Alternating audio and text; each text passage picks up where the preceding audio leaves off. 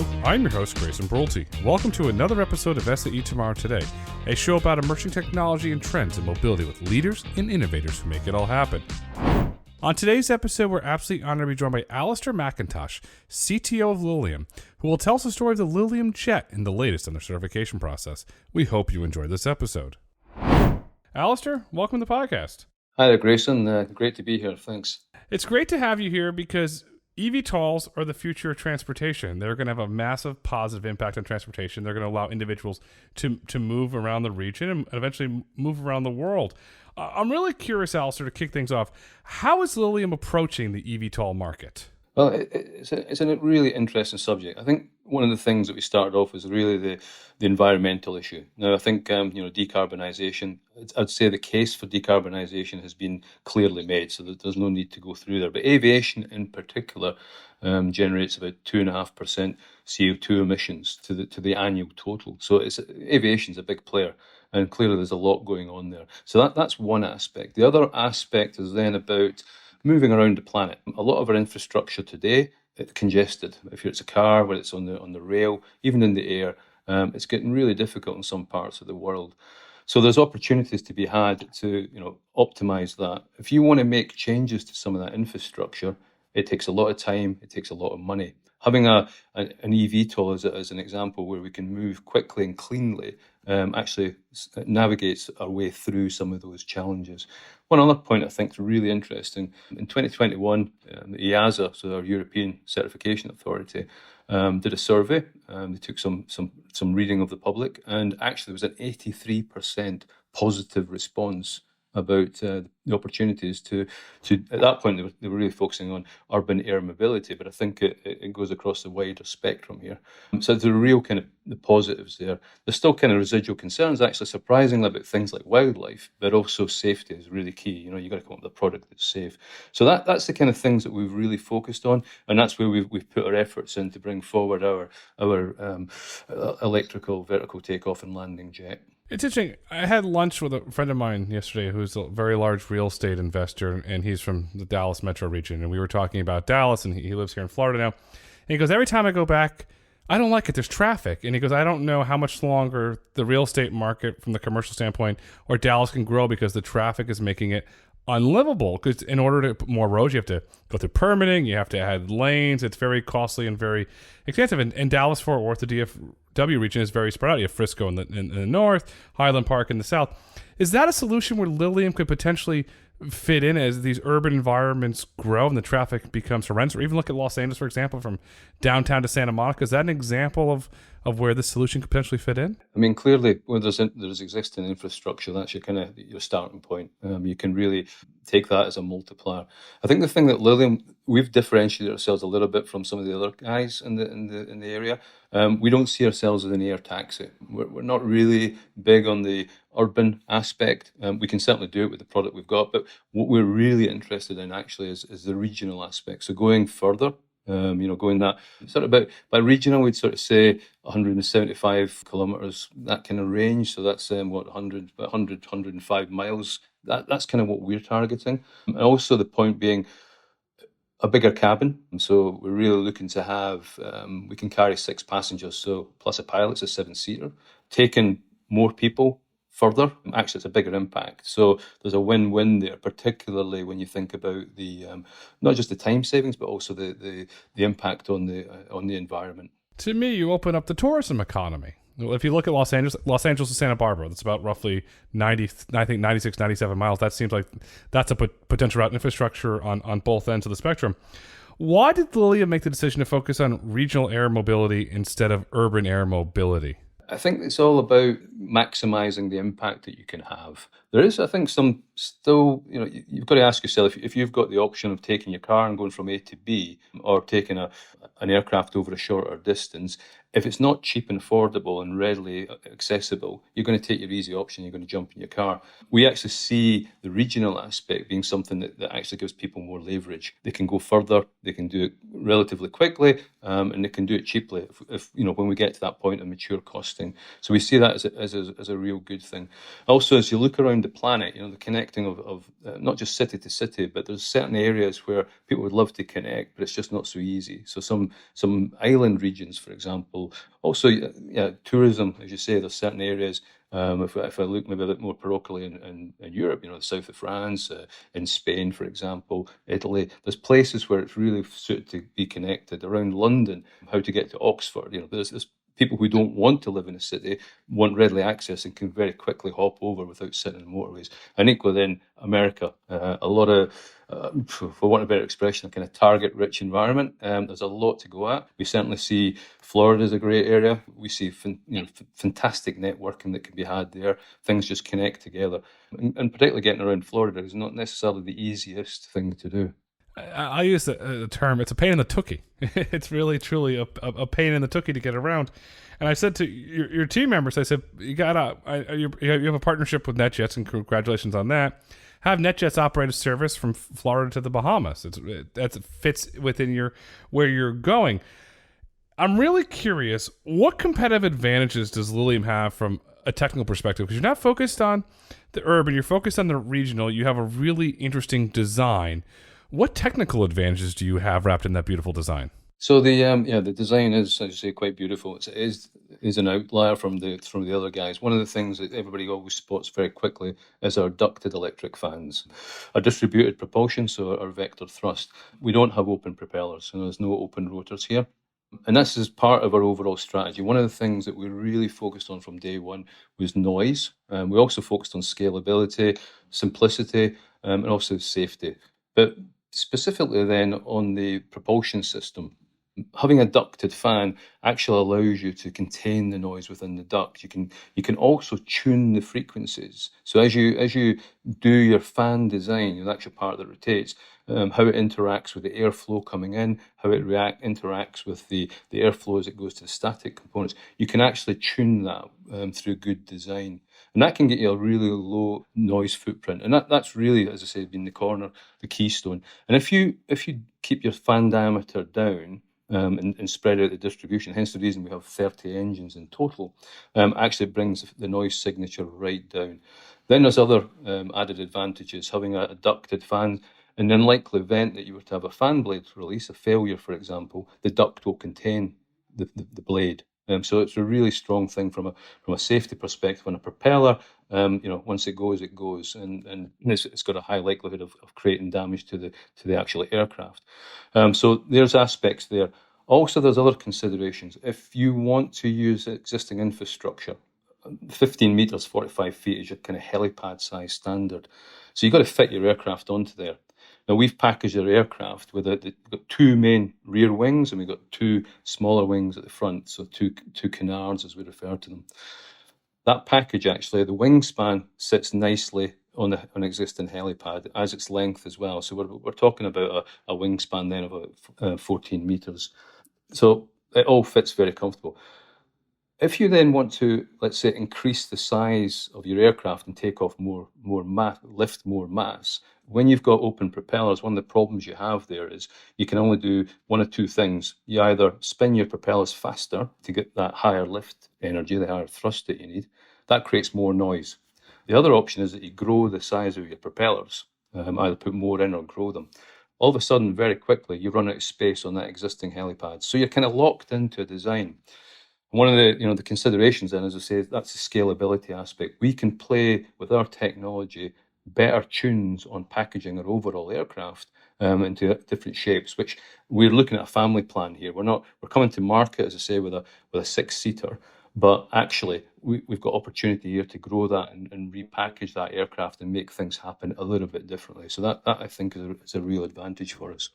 Another issue that's really interesting is around about then safety. So the number of engines that we have, more tolerant to failures, quite simply. And that's one of the aspects when we get into regulations. For example, EASA drive us to quite a high standard of safety in Europe. So that's a real important feature for us. And finally, it's just simplicity. The reason why the design looks so good, I think, is because it's not covered in other flaps. There's no vertical fin, it's just really simple. It's really nice. Also, we don't have heavy hydraulic systems, the driving flaps. It's all done electrically. So it's actually a very, very nice package, and it is eye-catching. Again, the comments that we have when people actually see our aircraft live, and also from future, current, and future potential customers, people are really taken back by the sheer, attractive packaging. From a technical perspective, how does the thrust system work? I've watched your videos on YouTube. I find it fascinating. You take off like a helicopter and then you fly like a plane. I said, okay, George Jetson invented this. So obviously you're not George Jetson, but from a technical perspective, how does this work? Yeah, I was just I can kind of remember George Jetson. I'm not that old. Well, I am really, but hey, it's yeah. So when you're about to take off, the engines are in the vertical position. They then generate the thrust. So that gives you this ability to have a dead lift of the aircraft. So as you get airborne, the engines then, if you want to go forward, you'll then rotate the engines. They'll automatically move through 90 degrees to go from the vertical to the horizontal position. And as you're doing that, because it is vectored thrust, the aircraft will move forward. And as you gain more forward speed, what then happens is the wings then actually contribute to the lift. That actually then offloads the engines. So the engines are there at that point in time, they're just pushing the aircraft across. But the aircraft is then, as I say, airborne. And the interesting piece is that as you go further forward, the energy demand on the engines actually reduces significantly. So when you're in cruise, you're only drawing about 10% of the power that you did for the takeoff. So there's a real advantage there. And we spend then a lot of we use a lot of our energy at that phase for the cruise leg, and that's normally about roughly, I'd say, 50% of the battery and the energy life that we have over a 1 hour, say max 1 hour flight. And then clearly you reverse the process as you come into land in a vertical case, and that transition is what we call that move from vertical to horizontal is what we call transition. And that's always the tricky bit about eVTOLs. It's been something historically that's been quite difficult to master. But actually, with the tools and the methods that we have today, we're making strides through this, and we've demonstrated the technology that we have works, and it works in a safe and controlled manner, which I think is, again, really, really important for us.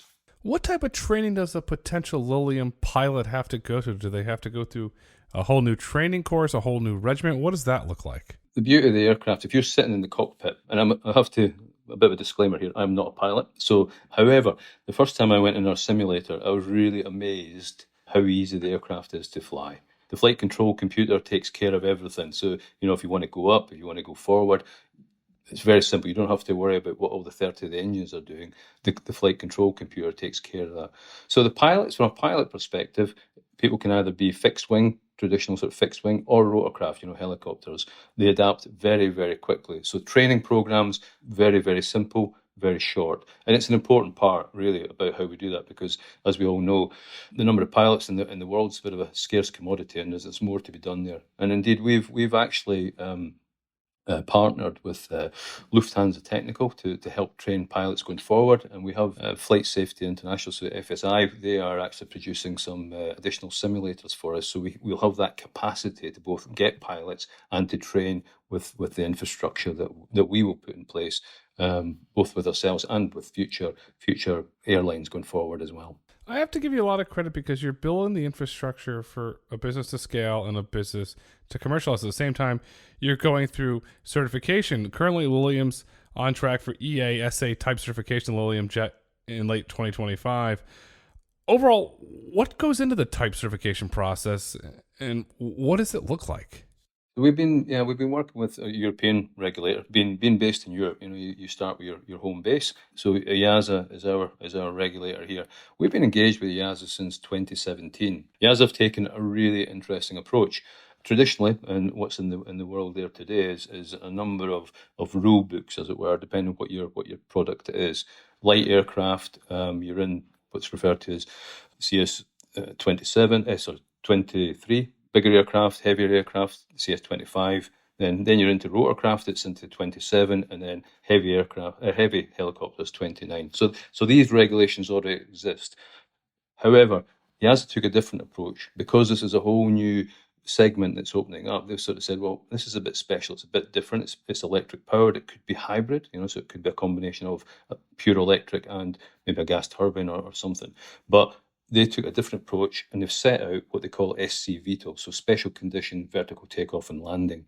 And they've come up with a suite of regulations which pull on those other books. They pull on the Part 23 through to the 27, 29. They've pulled that together and taken things out that are pertinent to the eVTOL world. And the great part for us is we've partnered and worked really well with them. We've helped and influenced that activity, to the better for everybody. EASA as well, the kind of working relationship we have with them, it is very much a kind of partnership. They're learning, we're learning. So building this new regulation suite has been interesting for both parties, and we've come a long, long way. So where are we now? We're as you say, late 2025 is our target for certification. We've got our certification basis. We know what the regulations are. We've actually had that in place since late 2020. Now we're going through demonstrating our means of compliance, or agreeing our means of compliance. So how will we show that we will meet the regulations? Building and agreeing our certification plans, and that's the detail that we're in at this stage.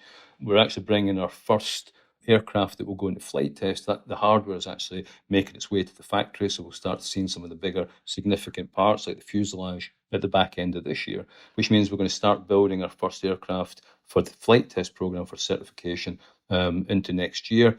We'll take that through all the ground testing, get our safety of flight, our permit to fly, and we'll kick off with a manned flight testing program at the end of next year. And again, that's all done very much with close collaboration with the EASA as we work through the details there. So I would say not only we're in a really good way, we're certainly leading with the EASA in the European sphere. That's for sure. You're not cutting corners. I want to emphasize that you're not cutting corners. You're working with the regulators to ensure the highest level of safety. Let's jump across the pond, because here in America we have the FAA, and you're currently working on FAA certification as well. How's that going? So the FAA have taken a different approach. With 2317B, they will now drive towards taking each individual product and assessing what the requirements actually are.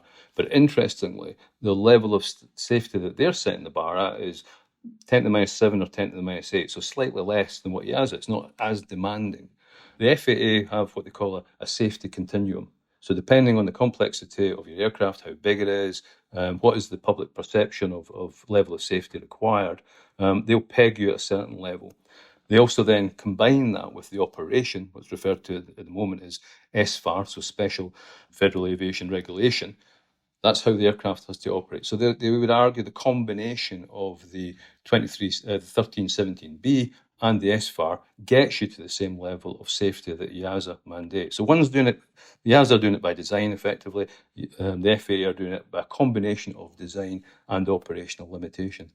Now, we're making really good progress with the FAA. We have our certification basis, and we're deliberately a little bit behind to plan, EASA lead and then FAA follow. So that's the deliberate phasing that we have, and we just kind of work that through. So I think we're making good progress there as well.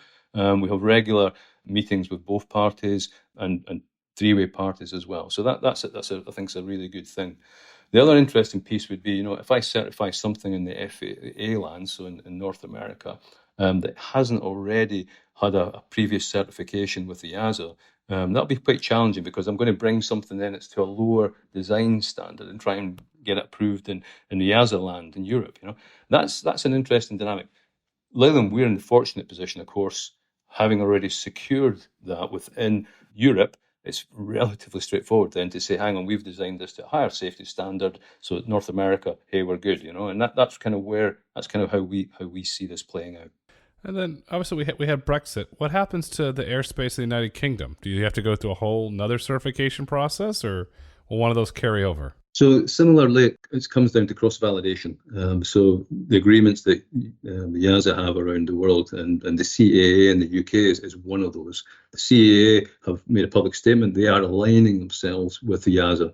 So they're really looking towards EASA to provide guidance and help, I would say, on those rules. So they are going to come back to that safety standard. They're going to drive the need to be at the 10 to the minus 9 safety probability to go into the UK.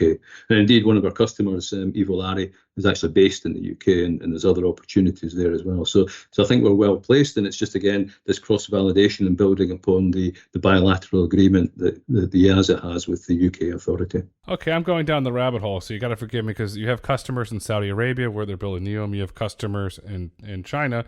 Do you have to go through, when you go to your new markets, do you have to go through a certification process? Or is there I don't want to call it a treaty agreement or some sort of, if you meet one standard and then, okay, if you meet 3, then you get let's say a passport and then you're allowed to go operate, or do you have to go through this in every market that your customers have demand for your product? It is like a treaty agreement, as you say. It's what's referred to as a bilateral. So EASA with different countries has a bilateral, and some historical, the relationship perhaps between the EU and other countries may be stronger. Some may be more stronger, leaning towards the FAA in America. However, I mean, if I take examples of Brazil is a good point. In case with Azul, we have orders with Azul. So ANAC are the Brazil regulator. And again, we're interacting. So we apply actually via EASA for cross-validation with ANAC. And then the relationship works between EASA and ANAC, and clearly we're party of that. So it's a very similar process. And the great part is to try and align as much as possible during your design phase to ensure that you only certify once effectively, and you use your certification evidence to satisfy the requirements of the bilateral. Other ones, if you go further afield, China's another area. We're Heli Eastern. We recently announced an agreement there. So over on the Greater Bay side of things, it's another one. And so the reaction, or rather the interaction between EASA and the Chinese authorities, that's a really interesting piece. So we build on that. We do the application and then we work it through in due course. You have the treaties, I'm going to use that term lightly, but then it allows you to scale, which becomes very, very interesting if you have a new customer, say in Peru, or a new customer in a different part of the world that allows you to scale. So we did pretty good on certification. Let's fast forward. When the aircraft is certified, what's the go-to-market strategy? We've got a cabin that can really deliver a shuttle service for 6 people. But as we tried to market that, we were making good progress. But actually, some of the really interesting feedback we were getting was coming from business aviation and helicopter operators. It was a little bit surprising, to be honest. But I guess the attractiveness of the aircraft, the cabin experience that we can offer is really unique. And that made us step back and think a little bit. And actually, so where we've positioned this is now in 2 steps. The first step is going premium. So we're really going to go to market with a 4-seater cabin and maximize the luxury of the cabin. So it's really going down the business aviation, general aviation route. And hence, players like Netflix with fractional ownership come into play as well. So that's the kind of the thinking there, and some great helicopter operators as well. Then as we go forward beyond that, then we'll grow and the affordability, I think, will come down as well as we scale up. The infrastructure will grow. We anticipate then operating costs as well as the product matures out will grow. The cost will reduce, and with that, then it's primed to go to the shuttle.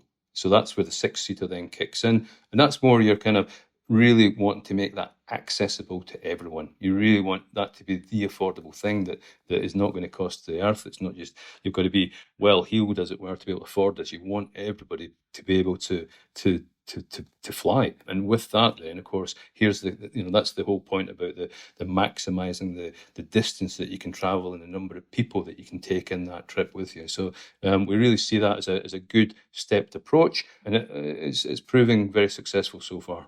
Is the interior module, and I'm asking this, so you mentioned 4-seater to 6-seater. A lot of the airlines, global airlines, make a lot of their money on cargo. Hypothetically, could your interior be fitted for cargo delivery use cases? Absolutely. That's that's kind of one of the strings in the bow. We have quite a large cabin, so cargo deliveries is really ideal, particularly for remote areas. We can look at certain operations that are in play today, where you can take a truck there, or you can fly a large aircraft. But then when you get to other areas, how you distribute beyond that, particularly in today's demanding world, people want things like same day or early the next morning, and this is where we can really play a piece there as well. Since your aircrafts are all electric, how do you balance the weight of the aircraft with the need for distance. And then on the backside of that, does altitude, because I've been in the Andes, you get very high. Some parts of China, you go into Tibet, you get very high. How do you balance all of that? Weight is it's a critical item. Any aircraft, no matter what its style, weight is always an issue. A traditional aircraft, fixed wing and tube, as it scuttles off, as it accelerates down through the runway, clearly you get that lift. So you don't have to, I wouldn't say you don't have to worry about it, but it's not as critical a vertical takeoff, where whatever the weight of that aircraft is, you've got to do this vertical heave. So weight for us is prime. We spend a lot of time and effort really honing out any excess. Every design feature that we have has been carefully thought about. As I was saying before, simplicity has been key, because we've tried to make sure that we're not carrying redundant features.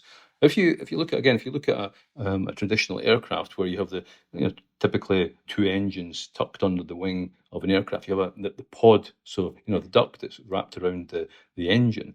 That's actually residual mass that's not doing a lot for you.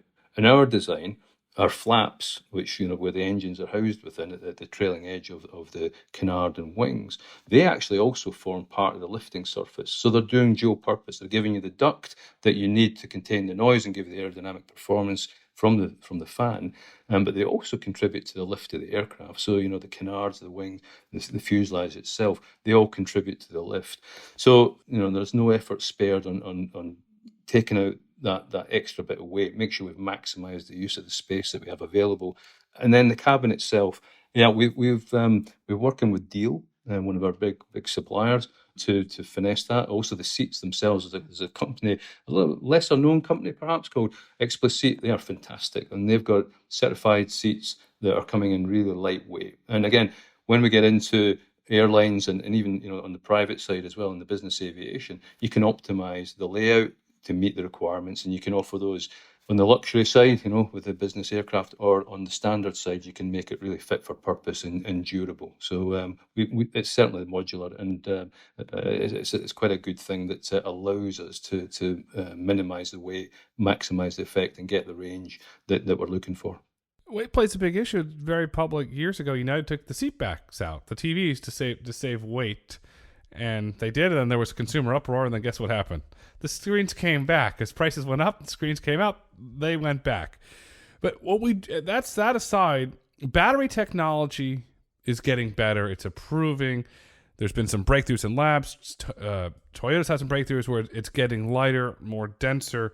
As battery technology advances, and let's say it meets a certification or a safety certification or a level where you're comfortable, CTO, your safety team is comfortable, will you look to upgrade the battery technology to perhaps expand the range of your aircraft? Indeed, it's a key part. It's a key tenet of our strategy. Our batteries, we're blessed actually with a company called Iron Blocks. We provide our chemistry for today's batteries, and there's another company called Custom Cells, who then take that chemistry and produce the actual pouch batteries for us. Now that technology is developing constantly, and as we bring the aircraft to market, we will continue in the background to develop the technology and bring it to new places. And the idea, we've actually designed the aircraft in a way, our battery packs are actually, if you look at the aircraft on the side of the fuselage, the battery packs are actually tucked away in here, and they're readily accessible.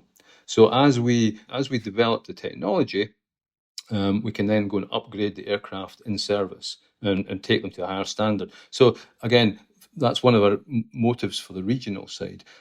Today, I was saying, 100, 105 miles, 175 kilometers. That will extend through time. So the aircraft's out there, it's a given shape and form, but we can constantly upgrade the range and fly it further. So that's the thing. You can also decide to use the energy in a different way. You can fly faster. These are the trades that you may want to have. But that's a real key tenet, and we're working with a number of battery companies actually to look at the next generations and where we're thinking about going and keeping on the forefront of technology. That's really smart. I went to a teardown of a 747 once. United hosted me for a teardown. That was really interesting. All the stuff that has to go through, and all the wires. You don't have all the wires that they have on 747, but you have the batteries. Let's say you take out battery A and you put in, let's call it new battery B. Do you have to go through another certification level, or how do you ensure that aircraft is ready for flight? if you're bringing in a new standard, so you're putting in a new technology, there's a very I would say a well-trodden path about how you do certification and modification upgrades. So if you want to change something, there's a way you can do that, and it's a kind of controlled path. No matter what you bring, if it's something new, you're going to have to prove in advance the technology is capable. It gives you the reliability and keeps the same level of safety that you've already certified to. So it's a modification program, and these are the kind of things that you would do for upgrades. And absolutely, I can imagine that the teardown you experienced. There's a lot goes into some of these aircraft, and again, the beauty we've got relatively simple aircraft. So I think we're pretty well placed for the future, I think. From a noise perspective, one of your testing facilities, you fly over a beautiful vineyard. And if I want to walk through this beautiful vineyard and taste the grapes, and I got to go taste the wine because you're a vineyard after all, well, how noisy will it be? Like, oh no, there's this aircraft above me again. What does that look like for the person on the ground using your facility where there's that beautiful vineyard? Is it loud like a helicopter? What does that look like? With our ducted technology, noise has been, again, really key for us. It's been really central to what we do, and we've driven that pretty hard from day one. We've set ourselves a target of being in the 60, high 60 dBs for certification. So that's going to be, if you're standing was that 100 meters, 300 feet away, you're going to hear something that's comparable to conversation at a distance. So it will be pretty much very acceptable. As the aircraft gets airborne and goes higher, it's going to go beyond. You're going to go down to sort of probably about the 40 odd dB level. It's going to be effectively inaudible. The aircraft itself, whilst we're going to certify to clear to 10,000 feet, you're probably going to fly at about 5,000 feet. When you get to those kind of levels in cruise, you're not going to hear this aircraft. It's going to be very quiet going forward. So as you're enjoying that glass of wine, you're going to be in a good place. Well, I'm going to be happy. Okay, so I'm having my wine. I'm sitting there. To me, you're building trust with me and enjoying my glass of wine. Overall, is that one of the keys for Lilium to build trust with the public and regulators is the low noise? Because you get a local politician. I don't want this in my community because it's loud. But no, look at our system. It has low noise. Does that help to build that trust? Sure, absolutely. And I think the whole part about noise accessibility, clearly we want to be have close proximity to densely populated areas. We know historically it's been one of the problems that helicopters have had. And there's also been some issues where one sort of famous case in the 1970s with the Pan Am building where the Sikorsky had a tragic event on the roof. So the public perception for some of these things in these areas can be damaging. The vision of flying above the grid, the city grid, can be challenging. So you've got to make sure that you're building that trust going forward. And I say there is an acceptability and a willingness. That was the EASA presentation survey from 2021 tells us there's an appetite there for that. So we've got to bring the product to the people, and we've got to demonstrate. Noise is a great example. We've got to demonstrate it and give people comfort, and also then be able to say, this aircraft that you're looking at, smaller than an Airbus or a Boeing, but equally safe. So, and by the way, it's a lot safer than a helicopter. So you start to build that confidence, and as we grow and we see more people flying this, I think the demand will come. We're very confident about that. The demand's going to come. In your opinion, what does the future with eVTOLs look like? So I think there'll be a slow ramp up. I think, as we said, we're going with the early adopters. We see that on people around the business aviation side of it. As the aircraft get going, then that gives the opportunity to build out the infrastructure. I think initially there'll be probably constraints to certain areas where it'll be within existing air traffic channels. They'll be given, go in this direction, go in that direction. As things expand, then I think the envelope will expand. You'll be able to fly further. You'll have more opportunity to go to different kind of, I wouldn't say random places, but more remote places. So you can see that growing. Also, I think, certainly from a Lilium perspective, as I say, I think as demand and people see this happening, demand will grow. It will naturally accelerate. It's human nature. And certainly history has shown us that, whether it's a Tesla or an iPhone, even jet aviation. Initially, probably not affordable to many people, but as people got more and more into it, as the economics of scale kicked in, becomes more accessible. So you can see more of this happening. And again, from our perspective, as the technology develops in the background, we'll be flying further. We get to a point where absolutely flying from where we're based here in Munich in Germany up to Berlin in one flight. That's going to be hopefully standard in one day. That's really what we're after. And again, our technology and our packaging, we really want to open this up so we're flying bigger aircraft with more people.